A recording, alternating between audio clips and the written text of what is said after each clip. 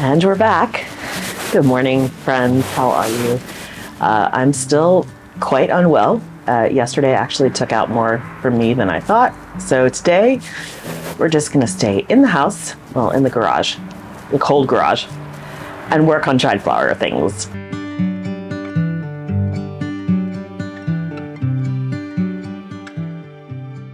So yesterday I was able to make a bunch of larger hand-tied bouquets as well as the smaller hand-tied posies and put a couple of vases together. And then before I closed up for the day, the shipment arrived that I was waiting on with the velvet ribbons that I bought. And they're in so many beautiful colors. So it's, just a narrow, I think this is 3/4 inch ribbon, but they come in so many pretty colors, nice muted colors, because I wanted to be able to highlight the flowers and have these just be a nice little accent tie.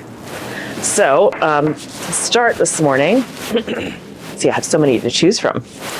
So to start, I'm going to get the little bouquets that I made out from the box, tie them up with ribbons that would look nice with them, and then repack them because then they'll be ready to go. And then I'm going to get some wreath forms, the flatter ones that I like to use for my evergreen workshops. But we're going to do some full wreaths of dried flowers. I'll probably make maybe 3 because I don't want to make too many and just have them sit around. However, these are pretty enough that I could put them up for sale on my website or even just have them here. And I have so much status that I think I'm going to have 1 or 2 of them just be status wreaths. And I have so many different colors of status. So I think it'd be really, really pretty. So that's going to be the focus for today. Tomorrow, I'm having about 3, I can't remember if I ordered 3 or 4 cubic yards of wood chips delivered. I need to replenish the chicken coop. They have turned most of those wood chips into compost at this point, which is wonderful. That's the whole point of them. I mean, not the point. I love them.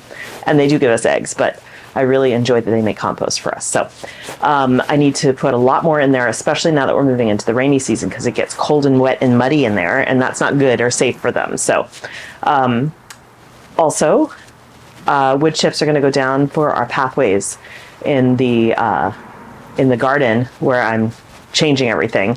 And I think that will help mentally solidify how the beds are looking currently and how I want to set up for moving forward. So that's tomorrow, as long as I feel better, because I'm going to have to wheelbarrow things around. And it's supposed to be raining. I think we're going to get the bulk of our rain overnight tonight into tomorrow. And then again on Thursday, but I think most of that rain is going to happen in the overnight hours. So that's good, because then we get the rain and then we have the daytime to do work outside. Also this week, I'm hoping to get some holiday containers put together for my front porch to make them nice and ready for December and January. This will carry into January as well. And then I'm hoping that I'll have time to string lights in the front garden. We used to have, for a couple years, we had lights running around the edge of the fence so that the whole front garden was lit up for the holidays, and those eventually all kind of burned out, so we pulled those down. I would like to do the chicken coop as well as the fence line this year, so maybe we'll get to that this week as well. All right, let's look at these posies and hand-tied bouquets, and I'll see what ribbons go best with them. So here's just a sample. I've kind of stuck with similar color themes. This one obviously is like a pinkish purple one. We've got lavender and straw flower, status, baby's breath, zinnias, and some more status here. So this cool colorway we've got, and then we've got this one is a warmer colorway. We've got some yarrow, solidago, feverfew, sunflowers, zinnias, strawflower, status, and some more feverfew. And again, that's a warm colorway. So I think that this should be pretty easy to match. I think that might be a little too cool. This is a more of a bluish red, so I don't think that's going to work for this, but I kind of like, I think I'm going to go with this kind of burnt orange ribbon for this one. And this is really pretty here. It's kind of a purpley blue, but I also have this pinkish color. So maybe because this status here is more pink, I think I'll go with that one. Gonna be super simple bows. I am not a skilled bow maker by any stretch, and the point of this is for it to be kind of rustic and whimsical. So I'm just going to do a very simple overhand bow. And then I'll take off the rubber band. All right. Very simple bow. Take this off, because the band obviously is not very attractive. That was just to hold everything together. And there you go. Might slide this up a little bit. All right, one down. And then let's do this guy. This one's a little thinner stem-wise.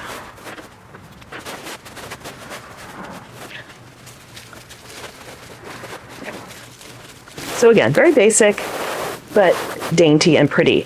Now, the way I've made these, it's kind of nice, I can slide that up. Some of these are made to, this is a front-facing one. There's nothing on the back, right? This is clearly the back.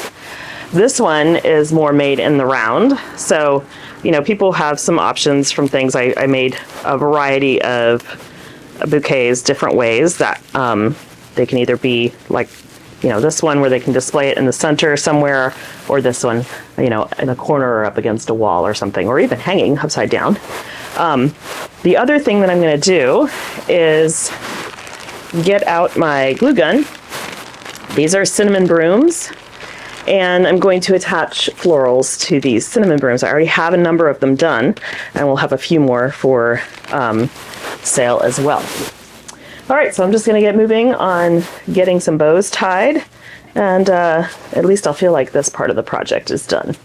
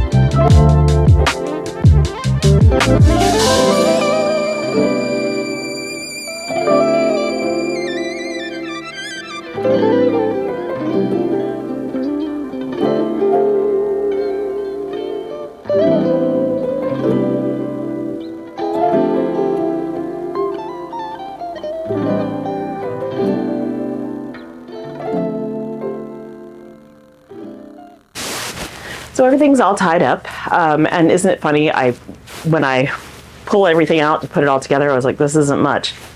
Whatever. If I sell out, wonderful. I doubt I will. So next up is we're going to start making a wreath. Sorry, I'm still trying to get my voice back. This is the wreath form. It has a small little ledge here, but none of the clips like this one has. See? Two different things. So this ridge is kind of nice because you can build up and kind of make it a rounded wreath out of this. So I've got my wreath form, we've got our paddle wire, and I don't know which gauge this is, honestly.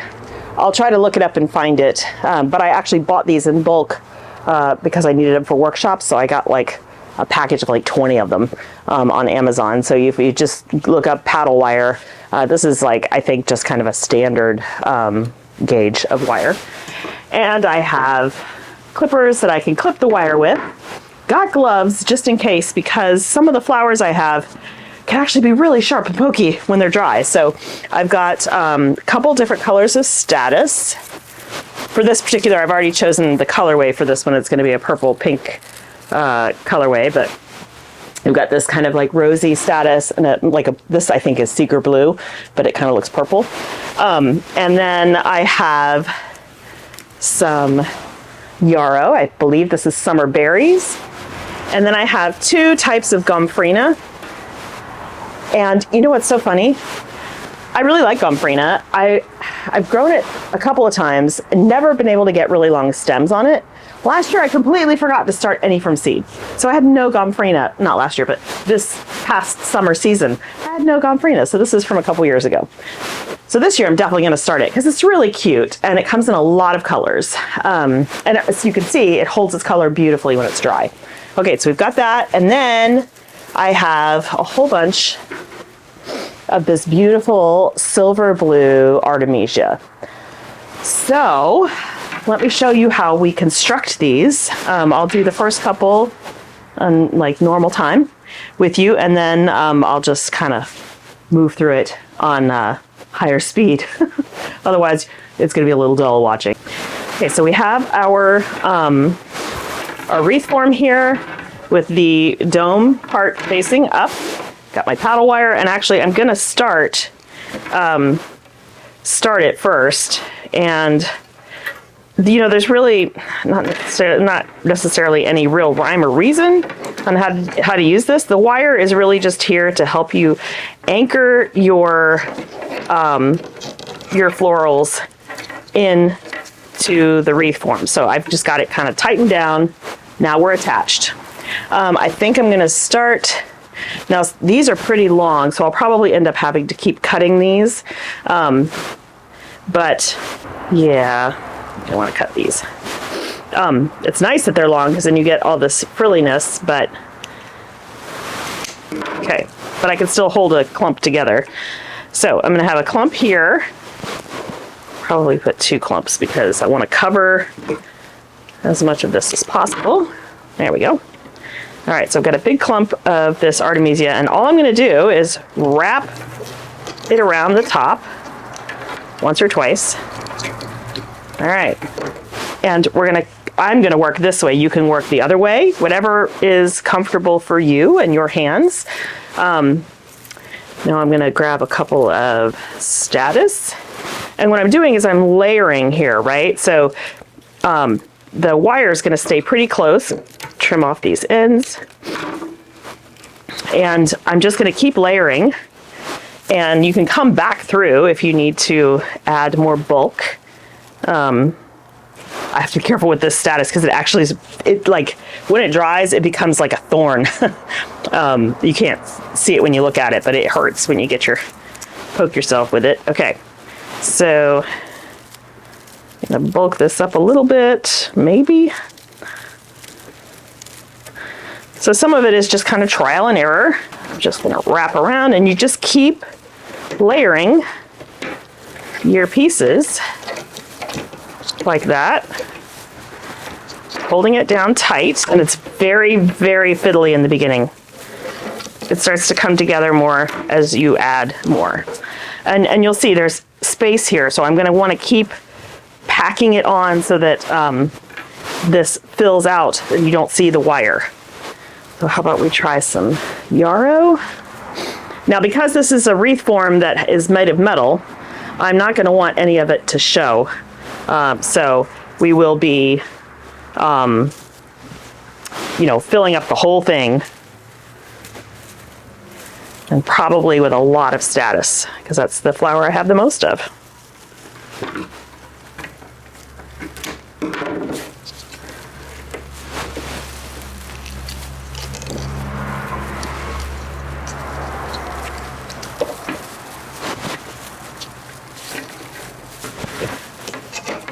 So the other nice thing is once you get most of this built out, you can then, because you've got a whole system of wire in here, slot pieces in where you think you have holes. All right, so I'm going to set you guys up on time lapse and try to work my way through this. Hopefully we'll get something pretty. Otherwise, I'll just take it apart and start all over again.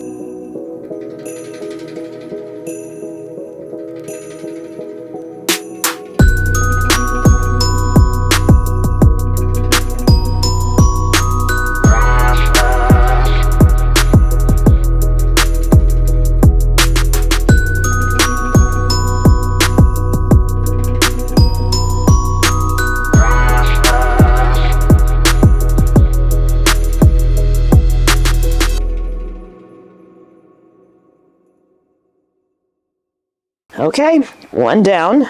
This still has some holes I need to fill. You can still see a little bit of the frame here, so I'm definitely gonna fill that in, but I think it's really pretty. And if nobody else buys it, I'll just hang it on my wall. Okay, so I think that's gonna be it for me today.